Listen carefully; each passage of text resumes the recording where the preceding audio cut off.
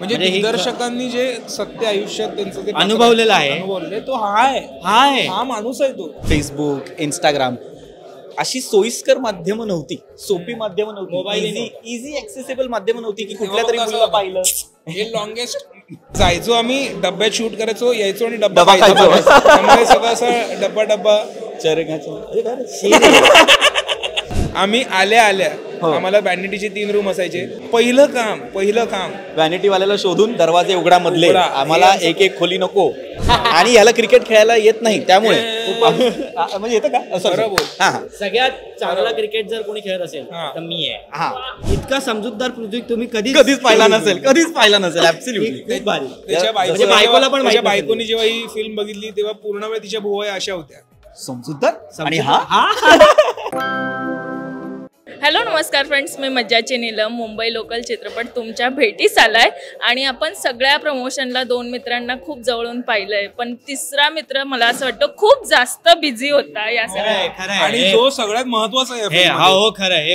आम्ही नाही दिसलो कारण तुम्हाला सांगतो, कारण डिरेक्टरचं कॅरेक्टरच तो करतोय. एक्झॅक्टली.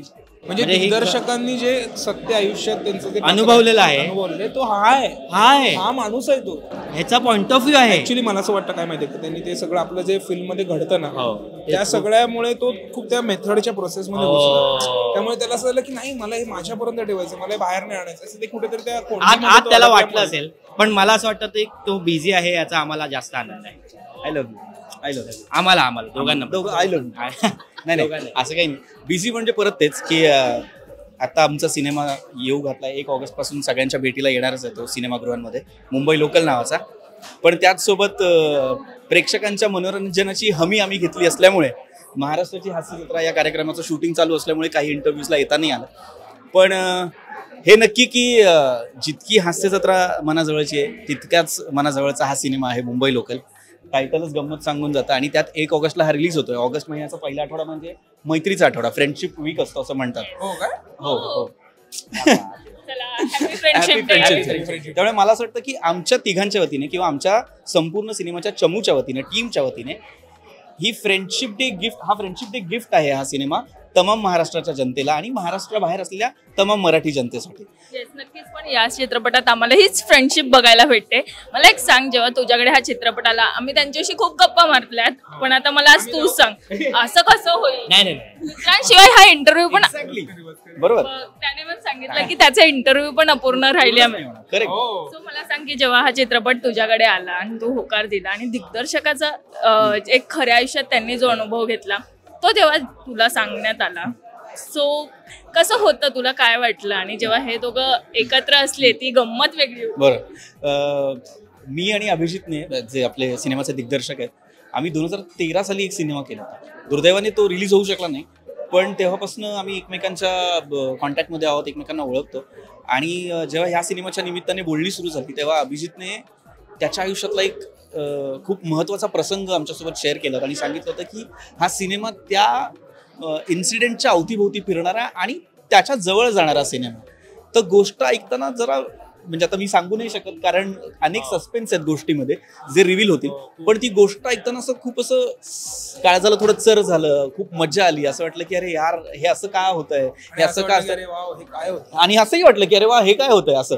आणि त्यात सगळ्यात महत्त्वाची गोष्ट, हायलाईट करणारी गोष्ट होती ना, ती त्या मुंबई लोकलमध्ये असणाऱ्या 3 मित्रांची गोष्ट आणि एका मित्रासाठी 2 धडपडणाऱ्या मित्रांची गोष्ट. हे फार काय ना, मुंबई लोकलमध्ये आपण ना अनेक सिनेमांमध्ये पाहिलं आणि काही जणांनी अनुभवलंय सुद्धा की बऱ्याच लव्ह स्टोरीज ना मुंबई लोकलमध्ये घडत असतात. बऱ्याच लव्ह स्टोरीज अनेक जण बोलत नाही त्या. बरं, हा पिरियॉडिक ड्रामा असल्यामुळे, म्हणजे काही वर्षांपूर्वीचा ड्रामा असल्यामुळे व्हॉट्सॲप, फेसबुक, इंस्टाग्राम अशी सोयीस्कर माध्यमं नव्हती, सोपी माध्यमं नव्हती, मोबाईल इझी ऍक्सेसिबल माध्यमं नव्हती की कुठल्या तरी मुलाला पाहिलं. हे लॉंगेस्ट कॉल हा होता. मला सांगा, हा सेटवर तुमचाही कोड होता असं काही एकमेकांना बोलवण्याचं? चालू इंटरव्ह्यू मध्ये लॉंगेस्ट कॉल. सी ही गंमत आहे की तेव्हाच्या काळात जेव्हा फोनच नाहीयेत, तेव्हाच्या काळात 2 मित्र 3 मित्र कसे भेटत असतील, त्यांचे टायमिंग्स कसे फिक्स होत असतील, एखादी मुलगी एखाद्या मुलाला जर आवडली तर ते एकमेकांशी कसा संवाद साधत असतील, ह्या अनेक गोष्टी त्याने ना मांडण्याचा प्रयत्न केला आहे लिखाणातून, दिग्दर्शनातून. आणि सगळ्यात म्हणजे कमालीची गोष्ट या सिनेमाची म्हणजे या सिनेमाला लाभलेले प्रोड्युसर्स, प्राची मॅम असतील, त्र्यंबक सर असतील, निलेश राठी असतील, यांनी कसलाच विचार नाही केला, कसलाच, की 2006च्या काळातली लोकल दाखवायची आहे तर दाखवूया, ती कशी बनवायची, काय बनवायची, त्यासाठी किती पैसा लागेल ते करूया, प्रेक्षकांना तो काळ आपला वाटला पाहिजे, खरा वाटला पाहिजे, यासाठी त्यांनी शक्यतो परी गोष्टी केल्या. आणि त्यात 2 माणसांचं खूप विशेष कौतुक मला करावंसं वाटतं. एक आमचे योगेश कोळी, जे आमचे DOP आहेत, ज्यांनी खूप सुंदर सिनेमा शूट केलेला आहे, आणि दुसरा सुमित पाटील, आमचा आर्ट डिरेक्टर, ज्यांनी ती ट्रेन हुबेहूब उभी केली. या 2 माणसांचं विशेष कौतुक यासाठी, कारण त्या दोघांमुळे हे 2 हिरे, तीन आणि मी, असे आम्ही तिघे या सिनेमात तुमच्या समोर आणि एक हिरो वा या सिनेमाच्या निमित्ताने मुंबई लोकल मधून तुम्हाला भेटायला येणार. पण मनमित मला सांग, 2 डब्बे घरून यायचे असे काय होते? काय 2 डब्बे घरून यायचे, खाण्याचे डब्बे. हे खरं बोलावंच लागेल तुला, मी आणलाय डबा, त्यामुळे तुला बोलावंच लागेल. म्हणजे काय ह्याच्या म्हणजे डब्बे यायचे आणि मस्त डबे मला वाटतं डबा नाव ठेवतो की जायचो आम्ही, डब्यात शूट करायचो, यायचो आणि डब्बा खायचो. त्यामुळे सगळं असं डब्बा पण मला एक सांगा की तिघांची गट्टी आता इतकी जमली आहे, ती सेटवर किती रंगली होती ते. आम्ही तुला सांगतो, आमच्या मैत्रीची व्याख्या एकदम तुला पटकन कळेल ना. आम्ही आल्या आम्हाला व्हॅनिटीचे 3 रूम असायचे, आम्ही त्याच्यातले मधले सगळे दरवाजे उघडायचो. पहिलं काम व्हॅनिटी वाल्याला शोधून दरवाजे उघडा मधले, आम्हाला एक खोली नको आम्हाला ते. त्यामुळे ते आमचं आल्यापासूनच जी तार लागायची ती लागायचीच. बरोबर. आम्ही जेव्हा शूट करत होतो तेव्हा दुर्दैवाने कधी कधी पाऊसही पडायचा, त्यामुळे आम्हाला ना आउटडोर शूट असताना आम्हाला शूटिंग करायला नाही मिळायचं. मग तेव्हा सरांच्या गाडीमध्ये बॅट बॉल असल्यामुळे आणि याला क्रिकेट खेळायला येत नाही, त्यामुळे म्हणजे येतं का सगळ्यात चांगला क्रिकेट जर कोणी खेळत असेल तर मी आहे. आणि नाही जेन्युइनली सगळ्यात कमालीचा बॅट्समॅन मी आहे, पण मनमित नाहीच खेळत क्रिकेट. त्यामुळे एवढ्या वेळात 6 बॉलमध्ये 6 विकेट काढले मी तुमचे. जर 3च माणसं खेळतायत तर 6 बॉलमध्ये 6 कुठले विकेट काढायला कोण मला सांगा. थोडं तरी तथ्य असू दे बोलण्यात. पण तुझी बॅटिंग यायची की नाही मला सांग. 1 2 3 ह्याच्यात 6 विकेट. आमच्या 3 वेळा विकेट काढला असं होईल का? काही पण नाही. आम्ही तिघं असंच क्रिकेट खेळायचो. पण आमच्या तिघांमध्ये आम्ही दोघं उत्तम खेळतोच, पण ज्ञानदा पण चांगली खेळते, पण हा नाही खेळत. त्याला शिकवलं की नाही? त्याला आम्ही नाही शिकू शकत क्रिकेट. त्याचा स्टान्स बघूनच मला भीती वाटते. एबी डिव्हिलियर्सचा स्टान्स. अरे नको रे, ABC येत नाही रे तुला. आम्ही अशीच मजा करायचो कधी क्रिकेट खेळणे. आम्ही सीन करत असताना फारच आम्ही मजा करायचो, कारण आमची मला सीन मध्ये बॅटिंग करायला सीन मध्ये सर बॅटिंग करायचे आणि आम्ही दोघं फक्त बघायचो यांची बॅटिंग. आणि आम्ही असं बघायचो आणि आम्ही सांगायचो आम्हाला पण एक चौका मारू दे, आम्हाला एक छक्का मारू दे. मग तो आम्हाला पण सांगायचा, संधी द्यायचा की तुम्हाला पण एक घ्या, तुम्हाला पण एक. अरे बचाओ, अरे बचाओ. याची जी लँग्वेज आहे ना ती ऐकून तुम्हाला मजाच येणार. आणि ह्याचा जो समजूतदारपणा आहे बघून आहे ना तो मला मजाच येईल. तुम्हाला खूप म्हणजे इतका समजूतदार पृथ्वी तुम्ही कधीच पाहिला नसेल. ऍब्सोल्युटली. खूप भारी. त्याच्या बायकोला पण बायकोनी जेव्हा ही फिल्म बघितली तेव्हा पूर्ण वेळ तिच्या भुवया अशा होत्या, समजूतदार. आणि हा नाही बरं, जसं मगाशी आम्ही सुरू केलं होतं तेच, की अभिजितच्या आयुष्यातला हा प्रसंग आहे आणि त्याच्या जवळच्या 2 मित्रांची ही गोष्ट, अशा तिघांची ही गोष्ट आहे. त्यामुळे आम्ही तशाच पद्धतीने काम सुद्धा करत होतो आणि ऑफ कॅमेरा आम्ही खूप मजा करतच होतो. क्रिकेट असेल, मजा मस्ती असेल, खाणं पिणं खूप कमाल व्हायचं. सेटवर आल्यानंतर सेटवरचं जेवायचोच, पण त्याआधी कुठल्या तरी हॉटेलमध्ये मस्त बटर चिकन मागवणे, छान भात दाल तडका मागवणे, अशा सगळ्या गोष्टी होतच होत्या.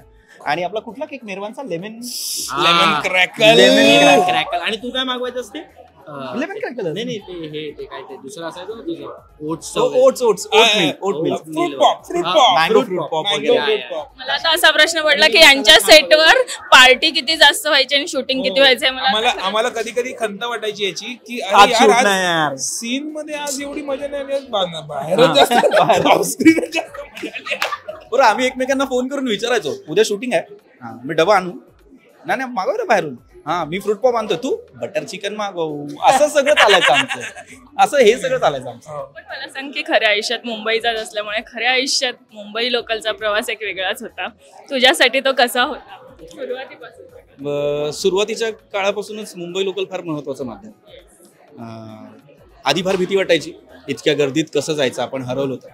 आणि मग हळूहळू लक्षात येतं की आपणच गर्दीचा भाग आहोत आणि आपणच ती गर्दी आहोत आणि तिला आपलंसं करणं फार गरजेचं आहे. मी जसं मगाशी सांगत होतो की मी बदलापूरला जेव्हा राहायला गेलो होतो तेव्हा आम्ही सकाळी 8-10ची एक लोकल पकडायचो. हां, तर 8-10ची जी निघते आपली दादरची लोकल ती पकडायचो आणि एक बदलापूरवरून गोरेगाव. तर तिथे ना आतमध्ये एक भजनी मंडळ होतं, एक मित्रांचा ग्रुप होता. त्यांना जेव्हा लक्षात आलं, त्यांनी पहिले 1 आठवडा 2 आठवडा गेले, मी आपला कडेकडेला उभं राहायचो, जागा मिळाली तर बसायचो. जेव्हा त्यांच्या लक्षात आलं की अरे हा नवीन दिसतोय, त्यांनी मला विचारलं की तू कुठचा आहेस. म्हटलं मी बदलापूर बॅरेज रोडला राहायला आलो नवा आणि मला माहिती नाही प्रवास कसा करायचा, पण मी प्रयत्न करतो कारण मी एवढ्या गर्दीत कधी गेलो नाही. विक्रोळीवरून मी मधली कधीतरी ट्रेन पकडायचो आणि दादरला जायचो कॉलेजला, पण आता जरा भीती वाटते एवढी गर्दी बघून. तर त्यांनी इतका समजूतदारपणा दाखवला ना की ते ना मला प्रत्येक वेळेस ना बसायला जागा द्यायचे, प्रत्येक वेळेस बसायला जागा द्यायचा. त्यांचा एक माणूस तो मला म्हणायचा की तू ठाण्यापर्यंत बस, ठाण्याला उठ, ठाण्यानंतर काही लोक कमी होतील, परत बस, असं दाखव की मी आत्ताच उठलोय, पण परत बसायला जागा द्यायचं. आणि ते एवढं भारी आहे ना. ही माणसं कुठची माणसं कुठनं आली आहेत, कुठल्या राज्यातनं कुठल्या प्रांतातनं आली आहेत, पण ती फक्त त्या मुंबई लोकलच्या माध्यमातून माणुसकी जपत असतात. ती खऱ्या अर्थानं लाईफलाईन जी मुंबई लोकल म्हणतो ना ती माणसं आहेत. पण मला आता हेच विचारायचं आहे, ज्या मुंबई लोकलच्या डब्यात जर तुम्ही शूट केलंय, एक असा प्रसंग सांगा जो फनी होता खूप तुमचा या शूटिंग दरम्यानचा, जो मुंबई लोकलच्या एक डब्यात तो शूट करण्यात आला. मी फनी नाही सांगणार, मी एक प्रसंग तुला सांगेन. आम्हाला फार इंटरेस्टिंग काय वाटलं माहिती आहे का, आम्ही म्हणजे तो ॲक्च्युली फनने सुरू झाला होता की आम्ही जेव्हा ऍक्टिंग करायला सुरुवात केली मुंबई लोकलमध्ये, तेव्हा आम्ही ती वाली गेली होती की असं हलतोय आणि लय वाईट दिसत होतं ते. आम्ही नंतर फ्रेम मध्ये बघितलं, लय वाईट दिसत होतं, कळेच ना काय म्हणजे काय कळेच ना. मग नंतर योगेश कोळी जो आमचा डीओपी होता त्याने एक आयडिया लावली आणि त्याने कॅमेऱ्याच्या खाली बॉल ठेवला, टेनिस बॉल, आणि टेनिस बॉलवर त्याने मुवमेंट केली. सो आमचा जो हा अभिनय होता तो जरा कंट्रोल झाला. असं झालं. पण मी मगाशी म्हटलं ना की विशेष मेन्शन का करावं वाटतं, कारण ही इतकी कमाल टेक्निक आहे ना. आमच्या तिघांनाही ना त्यांनी सांगितलं होतं योगेश दादाने की तुम्हाला जसं करायचंय तसं तुम्ही करा, तुम्ही काही काळजी करू नका की तुम्हाला मुंबई लोकलचा फील द्यायचा आहे, ते माझ्यावर सोडा. त्याने थोडा वेळ घेतला आणि नंतर त्याने टेनिस बॉल आणले, 3 ते कॅमेरा खाली लावले आणि अख्खी कॅमेरा मुवमेंट. त्यामुळे तुम्ही जेव्हा मुंबई लोकलचे सीन्स बघाल ना तेव्हा तुम्हाला जेव्हा ती मुंबई लोकल हलताना दिसेल तेव्हा त्या कॅमेरामॅनचं क्रेडिट आहे, योगेश कोळींचं आणि त्यांच्या टीमचं क्रेडिट आहे. पण आता मी मनमितला विचारेल, या दोघांसोबत प्रवास करायचा असेल मुंबई लोकलने, कुठे जाशील? मुंबई लोकलने प्रवास करायचा असेल तर माझ्या मते चर्चगेट पासून डहाणू पर्यंत जाईल. म्हणजे चर्चगेटला एकदम छानपणे बसता येईल आणि बोरिवली पर्यंत सगळ्यांची मचमच बघायची हळूहळू. मग नंतर एक विरार सुटलं ना, त्याच्यानंतर फक्त निसर्गाचा आनंद आणि हवा खायची. मला असं वाटतं आता ही ट्रिप एकदा होऊनच जाऊ दे आणि आम्हाला बघायला मिळू दे. So thank you so much. ट्रेननीच जाऊ, म्हणजे कसं सगळे आपल्याला एकत्र धरतील, मजाच करू वेगळ्या भाषेत वगैरे. मनवीची आहेच. काय नेमकं अशी भाषा?